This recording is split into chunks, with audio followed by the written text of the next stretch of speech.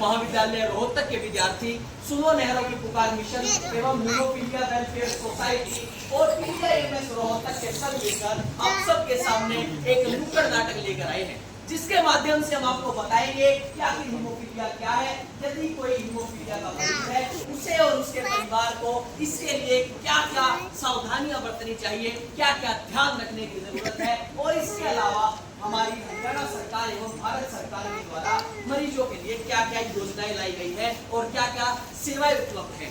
चलिए नाटक शुरू करते हैं। तो क्या नाटक शुरू किया जाए? शुरू किया जाए। नाटक शुरू किया जाए। शुरू किया जाए। जमुरे ओ जमुरे आ गया दिल चुराने में आ गया। ओ जमुरे कहाँ मर गया था तू? यही था उस्ताद, क्यों चिल्ला रहे हो? अरे यहाँ भी कहा था उस्ताद ऐसी बातें बताई नहीं जाती।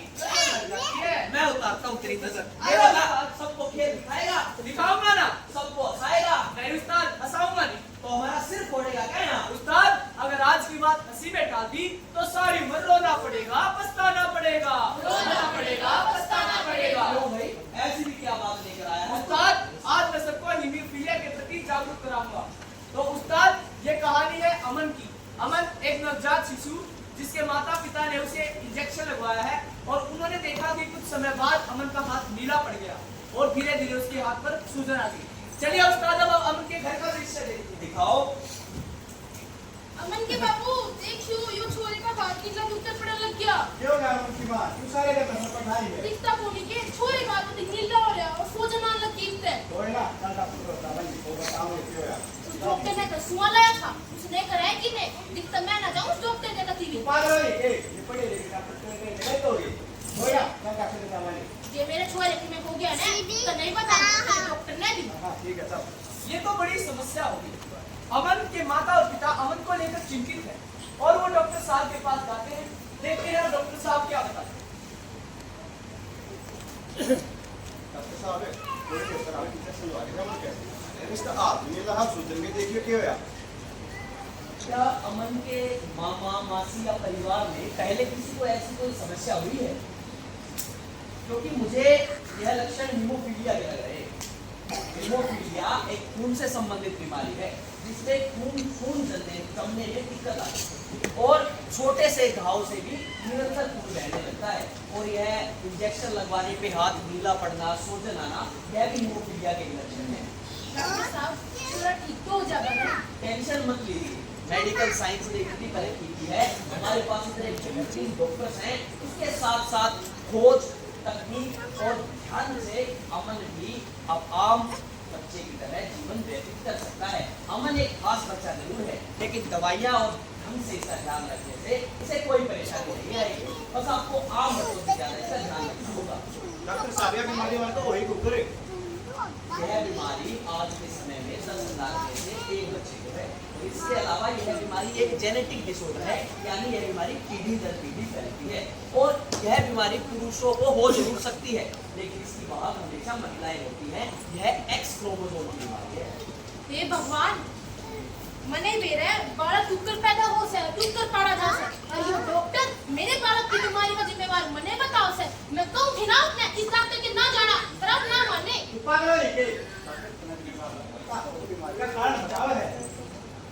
ठीक है डॉक्टर साहब जब अपने बात शुरू करेगी तो इस पर बीमारी के बारे में और बताओ। ठीक है, रुको, अब आपको आपकी भाषा में ही समझाता हूँ। हरियाणवी में बात करेगा तो यह हीमोफीलिया ऐसी बीमारी है, इसमें खून की प्रबंधी बताया गया है और यह एक्स क्रोमोसोम की बीमारी हमने बताई थी, मतलब माँ के जरिए बालक बताया गया है। आज के टाइम पे इसका इलाज संभव है। अब दूसरी बात क्या है कि सरकार भी इसके इलाज खातर अनेक कदम उठा रहे हैं, अवेयरनेस कार्यक्रम भी चला रहे हैं। हर फैक्टर एक नाम का इंजेक्शन आ रहा है, जैसे किसी का एक्सीडेंट हो गया, खून रुकने में दिक्कत हो रही हो, हीमोफीलिया के मरीज खातर फैक्टर 1 का इंजेक्शन उपलब्ध भी कराया जा रहा है। और इसके अलावा मैं तो यह सलाह दूंगा कि जब बालक पेट में हो, माँ के पेट में हो, उस टाइम पे प्री नेटल डिटेक्शन टेस्ट करा लेना चाहिए, ताकि अगर बीमारी हो तो पहला ही गिरा लग जाए और इलाज भी शुरू हो जाए। और मैं तो यह सलाह दूंगा जब माँ के या माँ के परिवार में किसी के बीमारी हो तो IVF यानी कृत्रिम गर्भाधारण का सहारा लेना चाहिए, ताकि बालक में बीमारी ना हो। ठीक है, आप इसका ध्यान रखो, इलाज चालू करवाओ, अमन भी आप माँ का डॉक्टर साहब ने अमन के माँ बाप को तो समझा दिया, लेकिन समाज का क्या समाज अमन को एक आम बच्चे की नजर से देख पाएगा? चलिए देखते हैं आगे इस नाटक में क्या होता है और अमन के पड़ोस का दृश्य देखते हैं। अरे क्या हो गया? सब क्यों कर दिया था? और क्या बताया आज डॉक्टर ने? हीमोफीलिया कोई हाथ लगाने तक फैलने वाली बीमारी तो नहीं, या एक किसी से दूसरे किसी में जाने वाली बीमारी से। और हमें यह बात समझने की जरूरत है, ना कि डरने की। सही इलाज से मेरा मन भी एक आम जिंदगी जी सके है। हाँ जी, आपने बिल्कुल सही कहा। अमन बीमार नहीं है, कि वो एक खास बच्चा है। उसका बस ज्यादा ध्यान रखने की जरूरत है। ये बात तो सही है, पर आप वो कौन? हम अमन जैसे बच्चों को दुनिया में उनकी पहचान दिलाने का काम करते हैं। अच्छा, तुम्हारा मन एकला तो नहीं, और भी बात है इस पर की बीमारी। हाँ, जैसे वो भी करते हैं। लगभग हरियाणा में 4,000 हीमोफीलिया के केस चलते हैं और 10,000 की।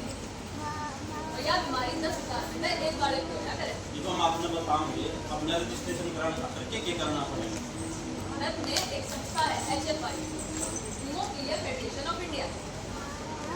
इस संस्था के तहत हरियाणा में 5 रजिस्ट्रेशन हीमोफीलिया वेलफेयर सोसाइटी है, जहाँ जाकर हम रजिस्ट्रेशन करा सकते हैं। इससे क्या है?